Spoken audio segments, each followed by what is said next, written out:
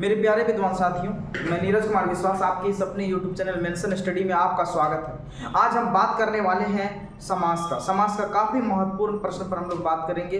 जितना भी प्रकार का आपका ऑब्जेक्टिव रहेगा सारा समाप्त हो जाएगा, बस आप कॉन्सेप्ट से इन चीज़ों को ध्यान से समझेंगे, ठीक है। और साथ ही साथ आप कॉपी कलम ले लीजिए, क्योंकि आप जब तक कॉपी कलम नहीं लेंगे तो आपको अच्छी तरह से समझ में नहीं आ पाएगा, ठीक है। तो चलिए हम समास में केवल अभी आपको 4 चीज बताएंगे, मात्र 4 चीज बताएंगे और पूरे समास आपको समझ में आ जाएगा।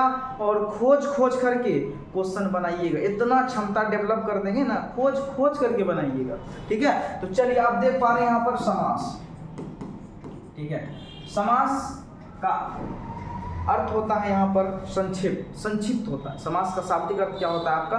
संक्षिप्त होता है। सम प्लस आस, जब इसको तोड़ेंगे तो सम प्लस आस आएगा, याद रखिएगा। विक्षिप्त बताइए सम प्लस आस, ठीक है। और इसका अर्थ क्या होता है? संक्षिप्त होता है, ठीक है। अब इसमें 4 चीज क्या खुदरिया बातों को समझना है, जरा सा गौर करना है। पहला समझना है आपको पूर्व पद, ठीक है, पूर्व पद समझना है। दूसरा उत्तरखंड, ठीक है। और तीसरा जो होता है वह समस्त पद होता है, समस्त पद। और चौथा जो होता है वह आपका विग्रह होता है। चौथा क्या होता है? विग्रह होता है। कहने का मतलब है पूर्व पद वह पद जो पहले लगा हो, ऐसे पद को हम लोग पूर्व पद कहें। नाम से ही पता चलता है पूर्व का मतलब ही होता है आपका पहले, जो पहले लगा हो ऐसे पद को हम लोग कहेंगे पूर्व पद। सर आखिर में हम लोग समझेंगे कैसे, जरा सा गौर करना है। जैसे अगर हम लोग बोलेंगे राजमंत्री, तो यहाँ पर ये मंत्री जो है ना ये पहले है, इसको समझना है आपको पूर्व पद, ठीक है। बाद में जो लगा होगा उसको हम लोग कहेंगे उत्तरखंड। बाद में जो लगा होता है उसको हम लोग क्या कहेंगे? उत्तरखंड कहते हैं, कि नहीं, ठीक है। उसके बाद जब यही एक साथ है, जब एक साथ है राजमंत्री कंप्लीट रूप से, या राजकुमार, ठीक है, कंप्लीट रूप से एक साथ रहेगा तो उसको हम लोग कहेंगे समस्त पद। जो एक साथ है ऐसे पद को हम लोग क्या कहेंगे? समस्त पद कहेंगे, ठीक है। अगर उसको हम लोग तोड़ के अलग कर दें, है कि नहीं, विच्छेद कर दें, मतलब अलग कर दें, तब हम लोग उसको क्या कहेंगे? विग्रह कहेंगे। कहने का मतलब है समास को तोड़ने की प्रक्रिया क्या कहलाती है? आपका विग्रह कहलाती है। जबकि समास को जोड़ने की प्रक्रिया क्या कहलाती है? आपका समास कहलाती है। और जो समास है वही समस्त पद है कि नहीं? जो समस्त पद होते हैं वही समास होते हैं, समझ में आया? समस्त पद मतलब एक कर देना। जैसे अगर हम बोलेंगे राजा का मंत्री, तो क्या इस राजा का मंत्री को हम लोग नहीं लिख सकते हैं राजमंत्री? तो कहने का मतलब है कि अलग अलग पद में था ना, अब इसको हम लोग एक करके लिख दिए राजमंत्री। यही आपका क्या कहलाएगा? समस्त पद कहलाएगा। क्या कहलाएगा? समस्त पद कहलाएगा। और यही जो है अब समास का ही रूप लेता है। अब बताइए राजमंत्री में कौन सा समास है कि नहीं? चलिए अब हम लोग अगला बात करेंगे, समास के भेदों पर बात करेंगे। पहले हम लोग समास का परिभाषा को जानेंगे, अच्छी तरह से इसको समझना है। जैसे अगर हम लोग बोल रहे हैं समास, तो जब दो पद, और याद रखिएगा जैसे अगर हम लोग इसको तोड़ेंगे राजमंत्री, तो यहाँ पर क्या आया शब्द? राजा का मंत्री, ठीक है। यहाँ पर राजा का मंत्री। तो कहने का मतलब है ये दोनों पद को अगर मिलेंगे तो ये क्या है? आपका विभक्ति चिन्ह है। कारक चिन्ह को हम लोग क्या कहते हैं? विभक्ति चिन्ह कहते हैं ना। तो जब दो पद अपनी विभक्ति चिन्ह को छोड़कर आपस में मिलता है उसको हम लोग क्या कहेंगे? समास कहेंगे। तो क्या आप समास का परिभाषा अच्छी तरह से समझ गए होंगे, है कि नहीं? देखिए यहाँ पर ये बताए थे, ये पहला पद, ये दूसरा पद, यही दो पद, और ये का कारक चिन्ह है, उसी कारक चिन्ह को विभक्ति चिन्ह भी कहते हैं। जब दो पद अपने विभक्ति चिन्ह को छोड़कर इसको लुप्त हो जाएगा, ये लुप्त जैसे होगा तो ये दोनों मिलेगा, यानी कि राजमंत्री। राजा का मंत्री को हम लोग लिख सकते हैं राजमंत्री, और राजमंत्री को ही हम लोग क्या कहेंगे? समास कहेंगे। तो जब दो पद अपने विभक्ति चिन्ह को छोड़कर आपस में मिलता है तो उसको हम लोग क्या कहेंगे? समास कहेंगे। बोलिए समझ में आया? अब हम लोग बात करते हैं समास के भेदों पर बात करेंगे। हमको दरअसल समास का भेद पता नहीं है, हाँ पता नहीं, सही बात बोल। तब क्या पता है सर आपको, है कि नहीं? तो चलिए हमको क्या पता है, दरअसल पता ना, हमको बस ट्रिक पता है। क्या पता है? हमको ट्रिक पता है, और वो आपको ट्रिक हम बता देते हैं। क्या ट्रिक पता है, ठीक है। अब तक दादी। क्या बात की है? अब तक दादी।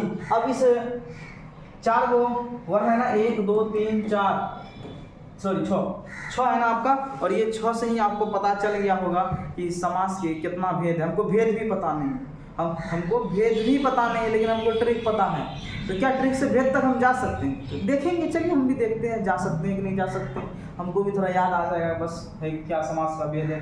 अब यहाँ से अ से पता चल नहीं गया होगा। अच्छा, अव्ययी भाव समास, बिल्कुल सही बोले, अव्ययी भाव समास आपका, वाह गजब, अव्ययी भाव समास। जरा सब देखिए, क्योंकि देखिए ऐसा थोड़ा है कि आप जिंदगी में समास नाम का चीज सुनवे नहीं किए, समास शब्द आप सुनवे नहीं किए हैं, अव्ययी भाव समास सुनवे नहीं किए, ऐसा हो सकता है क्या? क्योंकि 8 9 10 7 ये सब में आप सुनते होंगे, हालांकि दिमाग में नहीं रहता होगा वो अलग की बात है, लेकिन थोड़ा सा हिंस अगर मिल जाए तो दिमाग में ऑटोमेटिक आ जाता है। अब यहाँ से ब आया तो ब से आपको पता चल ही गया होगा कि ब से बहुव्रीहि समास होगा, बहुव्रीहि समास होगा। बस कोमा कर दिए, कहने का मतलब है जो ऊपर वही नीचे, अगर ऊपर गधा तो नीचे भी गधा। ठीक है, आ जाइए, चलिए बहुत बढ़िया, क्लियर है। उसके बाद तो से आपको याद आया होगा तत्पुरुष समास, तत्पुरुष समास। उसके बाद ये क से याद आया होगा आपको कर्मधारय समास, कर्मधारय समास। दो से आपको याद आया होगा आपका द्वंद्व समास। उसके बाद द्वि का मतलब दो, द्विगु समास, द्विगु समास। बस यानी कि आप समझ गए समास का आपका ये जो सीरीज है आपका समाज का 6 भेद होता है, आप यहाँ पर देख लिए, स्पष्ट रूप से देख लिए। अब हम इसमें बारी बारी से जानेंगे समास, 6 समास का तुरंत एकदम खत्म हो जाएगा। बस मात्र हम लोग 3 से 4 मिनट में इसको समाप्त कर देंगे अच्छी तरह से। तो यहाँ से एक मेजर क्वेश्चन आया कि समास के कितने भेद होते हैं? समास के 6 भेद होते हैं। बस केवल इस ट्रिक को याद रखना है। अब तक दादी, तो अ से अव्ययी भाव समास हुआ, ब से बहुव्रीहि समास हुआ, त से तत्पुरुष समास, क से कर्मधारय समास, दा से द्वंद्व समास, द्वि से द्विगु समास। तो समास के कितने भेद होते हैं? यहाँ से ऑब्जेक्टिव क्वेश्चन जल्दी से कमेंट कर दीजिए कितना हुआ। हाँ बिल्कुल बिल्कुल 6, बहुत बढ़िया बहुत बढ़िया। तो चलिए उसके बाद हम लोग बात करेंगे, यहाँ पर पहले बात करेंगे अव्ययी भाव समास पर बात करेंगे, जिसका पहला पद अव्यय है। सर अव्यय क्या होता है? अव्यय उन शब्दों को कहेंगे जिसका कुछ अर्थ ही नहीं निकलता, जिसका कुछ मतलब ही नहीं निकलता, ऐसे शब्दों को हम लोग अव्यय कहते हैं। जिसे हम बोलेंगे यथाशक्ति। कितना शक्ति है? क्लियर है? कितना शक्ति है? क्लियर है? तो कुछ अर्थ ही नहीं आ रहा। यथा संभव, क्या संभव? यथा का कोई अर्थ होता है क्या? नहीं ना। तो ऐसे शब्दों को हम लोग कहेंगे अव्ययी भाव समास, पहला पॉइंट। अब इसी में दूसरा पॉइंट के व्यू से हमको समझना होगा, जिसका पहला पद जो है क्या आता है? उपसर्ग आता है। अब हम ये भी चर्चा करेंगे कि उपसर्ग किसको कहेंगे, ठीक है? उपसर्ग उस शब्दांश को कहेंगे, ठीक है? थोड़ा सा 1 2 मिनट हम चर्चा ही कर देते हैं। जैसे इस हार में शब्द लगा दिए वी, तो क्या बना जी? विहार। इसी हार में शब्द लगा दिए आ, क्या बना जी? आहार। इसी हार में शब्द लगा दिए प्र, क्या बना जी? प्रहार। इसी शब्द हार में लगा दिए प्रति, क्या बना शब्द जी? प्रतिहार। कहने का मतलब है सभी जगह हार हार हार है, लेकिन अलग अलग आया, अलग अलग आया, अलग अलग कर दिया शब्दों को। तो कहने का मतलब है कि ये आपका शब्द और शब्द के पहले लगा वी, आ, प्र, प्रति। दरअसल यही जो है आप जो इसको देख रहे हैं, दरअसल यही आपका उपसर्ग है। कैसे पता चला? क्योंकि ये शब्द के पहले लगा है। उपसर्ग उस शब्दांश को कहेंगे जो किसी शब्द के पहले लगता है, और शब्द के पहले जैसे लगेगा, पहले शब्द था हार, अब आ गया वी, विहार मतलब घूमना हो गया। यहाँ वी वो है तो विहार, इस विहार का मतलब होता है घूमना, इसीलिए हम लोग कहते हैं विहार शरीफ, मतलब घूमने का जगह है कि नहीं? विहार शरीफ, ठीक है? उसके बाद देखिए यहाँ हार, इसी हार में लगा दिए आ, आहार हो गया। बोलिए समझ में आया बात? कहीं कोई दिक्कत? क्लियर है? नहीं है। तो उपसर्ग उस शब्दांश को कहेंगे जो किसी शब्द के पहले लगता है, उसको हम लोग क्या कहेंगे? उपसर्ग कहेंगे, ठीक है? चलिए नेक्स्ट, उसके बाद हम लोग चर्चा करेंगे, जरा सा गौर करना है, ठीक है? चलिए तो यहाँ से आप समझ गए होंगे। जैसे अगर हम लोग बोलेंगे कि आपका बताइए प्रतिहार में आपका कौन सा समास, क्योंकि प्रति जो है आपका शब्द क्या लगा हुआ है आपका? तो प्रति आपका उपसर्ग लगा हुआ है कि नहीं? प्रतिहार बोलेगा या प्रतिदिन बोलेगा, प्रतिदिन। तो यहाँ पर प्रति शब्द उपसर्ग है, या बोलेगा आजीवन। यहाँ आ जो शब्द है आपका क्या है? आपका उपसर्ग है, इसीलिए इसको हम लोग कहेंगे अव्ययी भाव समास कहेंगे, जैसा कि आप समझ गए होंगे अव्ययी भाव समास, ठीक है? चलिए उसके बाद हम लोग अगला चर्चा करेंगे, यहाँ पर बहुव्रीहि समास चर्चा करेंगे, है कि नहीं? तो बहुव्रीहि समास किसको कहते हैं? बहुव्रीहि समास पढ़ने से पहले हमको थोड़ा सा कर्मधारय समास पर ध्यान देना होगा। अगर आप कर्मधारय समझ गए तो बहुव्रीहि समझ गए, क्योंकि ये दोनों एक दूसरे का थोड़ा सा एकदम नजदीकी है, ठीक है? जैसे अगर हम लोग बात करेंगे जिसमें विशेष से विशेषण, जिसमें विशेष विशेषण हो, दरअसल उसी को हम लोग कहेंगे जिसमें उपमान उपमेय हो। जैसे अगर हम लोग बात करते हैं आपका नीलकंठ, नीलकंठ, यहाँ पर कंठ की विशेषता है कि भाई कैसा है, नीला है, ये विशेष हो गया, और यही आपका नीला क्या हो गया, विशेषण। बोले ना कंठ की विशेषता। जैसे अगर हम बोलेंगे नीली गाय, तो गाय की विशेषता है कि गाय कैसी है, तो नीली है। बोलिए समझ में आया। तो गाय की विशेषता है तो गाय संज्ञा है, और संज्ञा की विशेषता है कि कैसी है, नीली है। तो वहाँ पर नीली शब्द जो हो गया वह विशेषण हो गया, और जो गाय शब्द हुआ वह विशेष हो गया। तो कहने का मतलब जिस समास में विशेष विशेषण हो ऐसे समास को कर्मधारय समास कहते हैं। जैसे अगर हम बोलेंगे नील गाय में कौन सा समास है, सर इसमें विशेष विशेषण की बात हो रही है, कर्मधारय समास है, कहीं कोई डाउट नहीं है। अगर हम बोलेंगे कमल नयन, तो कमल के समान नयन, कमल की नयन की विशेषता है, इस आंख की विशेषता है कि आंख तो है रे भाई लेकिन कैसा है, तो कमल के समान है, तो विशेषता बतला रहा है। वैसे समास को हम लोग क्या कहेंगे, तो कर्मधारय समास कहेंगे। अब यहाँ पर और सारा यही चीज है। अब बहुब्रीहि समास में है क्या, उसमें भी विशेषता है, लेकिन उसमें वह विशेषता सामान्य विशेषता नहीं है, विशेष विशेषता है। जैसे अगर हम बोलेंगे लंबोदर, लंबा है उदर, लंबा है पेट जिसका, तो यहाँ से विशेष रूप ले लिया कि वह कौन है, भगवान गणेश है। जिसके हाथ में वीणा हो, तो वो साधारण व्यक्ति नहीं है, माँ सरस्वती है। कहने का मतलब इसमें भी विशेषता है कि हाँ जिसके हाथ में वीणा हो, लेकिन उस विशेषता में भी और विशेष हो गए कि वह कौन हो सकते हैं, तो वह माँ सरस्वती हो सकती है। तो कहने का मतलब है समान अर्थ को छोड़कर अगर सामान्य अर्थ में विशेषता बतलाएगा तो कर्मधारय समास, अगर समान अर्थ में विशेषता बतलाते बतलाते अगर विशेष अर्थ ग्रहण कर लेगा, विशेष अर्थ ग्रहण कर लेगा, तो इस समास का नाम है बहुब्रीहि समास। इसीलिए दोनों को एक साथ लेकर के गए और दोनों को खींच करके बराबर कर दिए। बोलिए समझ में आया। कहने का मतलब किसी अन्य आदमी का नाम प्रकट हो जाए, किसी अन्य आदमी के बारे में जानकारी मिल जाए, तो उस समास का नाम है बहुब्रीहि समास। अगर वहीं तक रह गया, कोई जानकारी नहीं मिले, नील गाय, हाँ नील गाय सीधा, गाय की विशेषता है नीली है, लेकिन कौन नीली गाय है, उस गाय का नाम है क्या, वो क्लियर हो ही नहीं रहा है, तो कर्मधारय समास है। अगर वो क्लियर हो जाता तब हम मानते हैं वह बहुब्रीहि समास है। जैसे अगर हम बोलेंगे पीतंबर मतलब पीला वस्त्र धारण करने वाला, तो पीला वस्त्र धारण करने वाला पता चल जाता है कि हाँ कौन है, विष्णु है, तो वहां पर हम बोल सकते हैं कि यह बहुब्रीहि समास है। तो जहां पर पता चल जाए तो वह बहुब्रीहि है, अगर पता नहीं चले तो कर्मधारय है। ये चीज को समझ में आ गया होगा। जैसे दशानन, दशानन कहने से पता चल गया यहाँ पर 10 मुंडा है अर्थात वह रावण है। तो कहने का मतलब है कि समान अर्थ को छोड़कर विशेष अर्थ ग्रहण कर लिया, डायरेक्ट हम उस आदमी के पास पहुंच गए, उसकी विशेषता को डायरेक्ट हम जान गए, तो कहने का मतलब है वह समास आपका बहुब्रीहि समास कहलाएगा। बोलिए समझ में आ गया होगा, बिल्कुल रूप से समझ में आ गया होगा। जो समान अर्थ में विशेषता बतला दे कर्मधारय समास, जिसको हम लोग कहेंगे जिसमें विशेष विशेषण हो, लेकिन और उसकी और विशेषता बतला दे, किसी अन्य आदमी का रूप प्रकट कर ले, तो उस समास का नाम क्या है आपका बहुब्रीहि समास। जैसे बोलेंगे चक्रपाणी, जिसके हाथ में चक्र हो, अर्थात जिसके हाथ में चक्र हो ये भी पता चलता है हाँ भगवान विष्णु के हाथ में चक्र है, ये क्लियर कर दिया है, इसीलिए हम लोग ये विशेष अर्थ ग्रहण कर लिया है, विशेष रूप ले लिया है। इस समास को हम लोग बहुब्रीहि समास कहेंगे, इसमें कोई डाउट नहीं है। लेकिन वहीं पर अगर हम बोल रहे हैं कमल नयन, कमल के समान नयन, किसका कमल के समान नयन है, ये क्लियर है नहीं है, तो वह कर्मधारय समास होगा। जैसे अगर हम बोले नीलकंठ, कंठ की विशेषता है कि भाई नीला है, और नीला है तो वह कौन है, ये भी क्लियर है कि महादेव है, अगर क्लियर है तो बहुब्रीहि समास, अगर क्लियर नहीं है तो कर्मधारय समास। अब बहुत सारा ऐसा केसेस में रहता है कि अगर क्लियर है या क्लियर नहीं है, मतलब नहीं है, और अगर ऑप्शन में बहुब्रीहि नहीं है तो हम लोग कर्मधारय मारेंगे। अगर आपको बोलते हैं लंबोदर में कौन सा समास, ऑप्शन में बहुब्रीहि नहीं है, तो आप कर्मधारय मार के आ जाइएगा। क्यों सर, इसीलिए आइएगा क्योंकि कंठ की विशेषता तो बतला रहा है कि हाँ नीला है नीलकंठ, कंठ की विशेषता तो बतला रहा है कि नीला है, तो हम लोग बोलेंगे बहुब्रीहि समास है। ठीक है, कब, जब ऑप्शन में अगर मान लीजिए ऑप्शन में अगर बहुब्रीहि समास नहीं है तो कर्मधारय समास रहेगा, तो आपको मार देना है कर्मधारय समास, क्योंकि कंठ की विशेषता भी तो बतला रहा है। हाँ, अगर मान लीजिए कर्मधारय है और बहुब्रीहि दोनों ऑप्शन में है, अगर आपको पूछ दिया लंबोदर में कौन सा समास है, इसका मतलब है कि आपको बहुब्रीहि मारना पड़ेगा।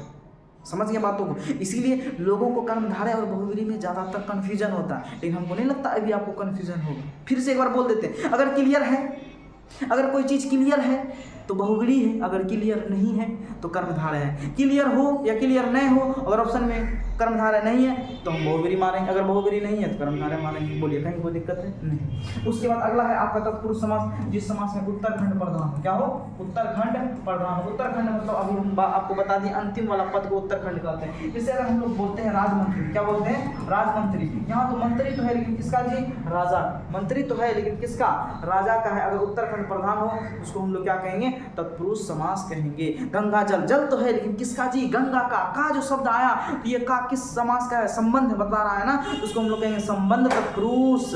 चिड़ी मार, चिड़ियों को मारने वाला को जो कारक है उसको कौन सा कहते हैं, तो उसको हम लोग कहते हैं को, कर्म कारक है, इसीलिए इसको कहते हैं कर्म तत्पुरुष। कर्म तत्पुरुष क्या कहते हैं, कर्म तत्पुरुष। ठीक है, समझ में आया बात, कहीं कोई दिक्कत? ठीक है, लाइट आ रहा है, कर्म तत्पुरुष। ठीक है, उसके बाद अगर हम लोग चलिए देख इसका तत्पुरुष समास का अलग अलग भेद भी हो सकता है। उसके बाद देखिए कर्मधारय समास हो गया आपका। देखिए द्वंद्व समास, जिसमें दोनों पद आपका प्रधान हो, दोनों पद अगर प्रधान होगा तो ऐसे समास को हम लोग क्या कहेंगे, द्वंद्व समास। जैसे माता पिता, भाई बहन, भात दाल, ठीक है, समझ गए, तो इस समास को हम लोग क्या कहेंगे, आपका बहुव्रीहि समास कहेंगे। ठीक है, चलिए द्वंद्व समास कहेंगे। अब अगला है आपका द्विगु समास। अगला क्या है आपका, द्विगु समास। द्वि का मतलब ही होता है आपका दो, द्वि का मतलब ही होता है भैया आपका दो होता है। दो क्या बतला रहा है, दो संख्या को बतला रहा है। अगर दो संख्या को बतला रहा है तो हम जान जाएंगे कि वह समास जिसका पहला पद संख्यावाची हो, ऐसे समास को हम लोग क्या कहेंगे, द्विगु समास कहेंगे। जिसका पहला पद संख्यावाची हो, जैसे पंचभुज, पांच भुज मतलब पांच, किसको बतला रहा है, संख्या को बतला रहा है। पंचवटी किसको बतला रहा है, पंच, पांच संख्या को बतला रहा है। चौराहा, चौराहा, चौ मतलब चार राहा जहाँ हो, तो कहने मतलब ये किसको बतला रहा है, संख्या को बतला रहा है। यहाँ से आपका दो तरह का प्रश्न पूछा जाता है। डायरेक्ट प्रश्न पूछेगा, बताइए चौराहा में कौन सा समास है, तो चौराहा चार है, संख्या है, तो हम लोग बोलेंगे द्विगु समास। या प्रश्न पूछेगा जिस समास का पहला पद संख्यावाची हो उसे क्या कहते हैं, तो ये भी आपको ध्यान देना होगा, उसे हम लोग क्या कहेंगे, द्विगु समास कहेंगे। बोलिए समझ में आया? अब वैभव समझ में आ गया, बहुव्रीहि समझ में आ गया, तत्पुरुष आ गया, कर्मधारय आ गया, द्वंद्व आ गया। अब थोड़ा सा द्वंद्व समास का थोड़ा सा कुछ विशेष चीजों पर भी हम लोग ध्यान देंगे। अगर अब बहुत आदमी बोलता है नहीं द्वंद्व समास, जैसे माता पिता, भाई बहन, इन दोनों के बीच योजक चिन्ह, इन दोनों के बीच क्या कहता है टीचर, योजक चिन्ह। अब बताइए, हम बोलेंगे नहीं वैसा वही परिभाषा नहीं हो, क्यों नहीं हुआ परिभाषा, इसका मतलब टीचर सब गलत पढ़ाता है या सही पढ़ाता है हमको मतलब नहीं, लेकिन हम तुमको जो बताएंगे तुमको अपने पता चल जाए वो गलत पढ़ाता है क्या सही पढ़ाता है, हमको बोलने की जरूरत नहीं है, तुमको समझने की जरूरत होगा। देखो अगर हम बोलते हैं देवासुर, अब तुम बोलो कौन समास, तुम बोलेगा देवासुर, देव और असुर एक दूसरे का विपरीत है, एक दूसरे का उल्टा है, एक दूसरे का द्वंद्वी है, तो हो गया द्वंद्व समास। बोलो अब जो जब चिन्ह है बोलो देख सर एक एग्जाम्पल दीजिए, नहीं वैसा हम हजारों एग्जाम्पल देते हैं। बोलो सीताराम देख योजक चिन्ह है, देख अब तुम तुलना कर लेना वो क्या पढ़ा है और हम क्या पढ़ा रहे हैं। ठीक है, हम क्या पढ़ा रहे हैं, परिभाषा के अनुकूल ना होता है समास, कि लॉजिक के अनुकूल होता है। लॉजिक तुम्हारा कहीं भी फेल हो सकता है, समझ में आया? तब लॉजिक अगर काम होता तो परिभाषा को काहे लेके आया होगा, है परिभाषा क्यों आया? जब लॉजिक ये सब जगह लग जाता तो हम काहे रटेंगे? हमको एक के सेंटेंस में मेरा काम बन गया, हाँ योजक चिन्ह देखेंगे द्वंद्व समास हो जाएगा, तब हमको बोलने की क्या जरूरत है, जिसका दोनों पद प्रधान हो ऐसे समास को द्वंद्व समास कहेंगे। वो चीज क्यों आया, उसका तो कुछ काम होगा, कैसे आ गया होगा, है जो हिंदी व्याकरण जो लिखा होगा तुरंत वो भांग पी करके लिखा होगा, हर एक चीज का यूज है कि नहीं, समझ में आया? अभी और एग्जाम्पल देंगे, अभी ठहरिए जरा, एक तो समय का अभाव इसीलिए हम कम बोलेंगे, नहीं तो अभी और अभी 10 मिनट क्लास मेरा चलता, क्योंकि ऑफलाइन का बैच मेरा स्टार्ट होने जा रहा है 4 बजे, है कि नहीं? अभी देख रहे हैं कितना कम गर्मी से हम लथपथ हो गए, फिर भी हम पढ़ाएंगे, ठीक है, लेकिन थोड़ा सा कम पढ़ाएंगे क्योंकि स्टूडेंट खड़ा रखना जरूरी नहीं। अभी तो स्टूडेंट अभी हम 2 मिनट में से बैठ जाएंगे, नहीं पढ़ाएंगे, तो देखिएगा वीडियो, नहीं देखिए उसी पर आप जो बाहर खड़ा है उसको थोड़ा छोड़ देंगे, ठीक आप समझ गए होंगे, शायद हमको समझाने की जरूरत नहीं होगी, ठीक है। अब उसी में हम बोल देंगे आजकल, आज और कल एक दूसरे का विपरीत है कि नहीं, तो वो भी कैसा समास है, तो वो भी आपका द्वंद्व समास है। देखें योजक चिन्ह है नहीं है, लेकिन हाँ अब ऐसा दिखाएंगे आपको कि योजक चिन्ह होते हुए भी वो द्वंद्व समास नहीं है, इहो बता देंगे, तब आपको लगेगा हाँ कितना आप गलती निकाल रहे हैं सर। अगर आपको हम बोलेंगे दिन, अब बोलेगा बच्चा कि सर योजक चिन्ह, अरे गधा के कहीं दिन, अब इसको अगर सही रूप करेंगे ना, समस्त पद लिखेंगे ना, इसका अर्थ होता है प्रतिदिन, और प्रतिदिन हम आपको समझाएंगे कौन सा समास। अब वही बात दीजिए फॉलो कहानी खत्म। अब कितना चीज बताएं, वो बोला कि नहीं जिसका योजक चिन्ह लगेगा द्वंद्व समास, हम बोले यार देख यहाँ योजक चिन्ह लगा हुआ है फिर भी ये द्वंद्व समास नहीं है, और बोल दो क्या बोला जाता है, हम नहीं जानते, और बोलो ठीक है, एक को दीजिएगा, अभी ढेर देंगे, रातों रात मतलब रात, और बोलिए कौन सा समास, अब वही समास, योजक चिन्ह होते हुए भी अव्ययी भाव समास है और योजक चिन्ह नहीं होते हुए फिर भी अव्ययी भाव समास है। देखिए अगर आप योजक चिन्ह वाला लफड़ा रखिएगा तो यहाँ भी गलत कीजिएगा और यहाँ भी गलत, यहाँ भी गलत कीजिए, क्योंकि बोलिएगा अरे तो योजक चिन्ह नहीं है तो द्वंद्व समास नहीं है, यहाँ बोलिएगा नहीं योजक चिन्ह है यही द्वंद्व समास है, दरअसल ये नहीं है, ये अव्ययी भाव समास है। इस चीज पर हम क्यों टाइम लगाएं? इस चीज पर इसीलिए टाइम लगा कि यहाँ से क्वेश्चन पूछता है, ज़्यादा काबिल बनने की जरूरत मत बनो, समझ गया बात को, इसीलिए यहाँ पर हम टाइम लगा रहे हैं, इस चीज़ को बार बार दर्शा रहे हैं, जरा देखो और यही चीज़ ऑप्शन में आएगा तो ये चीज़ देख लेना, क्योंकि ये कई बार पूछ चुका है। दिन दिन में कौन सा समास है, रात रात में कौन सा समास है, रातों रात, मतलब इसको अगर तोड़ेंगे तो विग्रह करेंगे तो रात रात आएगा, इस प्रतिदिन को अगर हम तोड़ेंगे तो आपका दिन दिन आएगा। बोलिए समझ में आया होगा, उम्मीद कर रहे हैं आपको बढ़िया से समझ में आया। और एक अंतिम समास है, बस इसको भी हम खत्म कर ही देते हैं, ठीक है। इसमें तो भी हम और चर्चा कर सकते थे, लेकिन थोड़ा समय को देखते हुए एक दो एग्जाम्पल ही दिए, नहीं तो इसमें भी 8-10 को देते, इसमें भी 8-10 को देते, ठीक है। समझ गए बातों को। बस एक और है आपका नए समास, कहानी खत्म। नए समास जैसे हम बोले अधर्म, नौधर्म, अकर्तव्य, नौ कर्तव्य, अनिश्चित, नौ निश्चित, अमान, नौ मान। कहने का मतलब है कि जिसका पहला पद नकारात्मक 2 सेंटेंस चीजों में बतलाता है, या तो इसको पहला अ लग जाए, अ का मतलब ही नहीं होता है, ठीक है। जो जिसमें नकारात्मक शब्द आ जाए ऐसे समास को हम लोग क्या कहेंगे, ऐसे समास को कहेंगे आपका नए समास कहेंगे। असंभव, नौ संभव, अधर्म, नौ धर्म, अनंत, नौ अंत, अमान्य, नौ मान्य।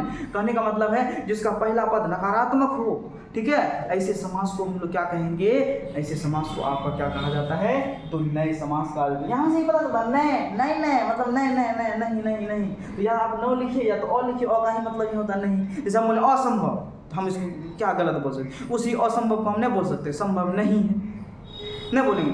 असंभव बोलिए या असंभव नहीं है, इम्पॉसिबल बोलिए या नॉट पॉसिबल बोलिए, बात तो एक ही नहीं है बात। तो वही सब चीज़ है, अधर्म तो ये बोल रहा है नौ धर्म, तो बात तो वही, तो दोनों में, दोनों शब्द में तो नकारात्मक है ही ना।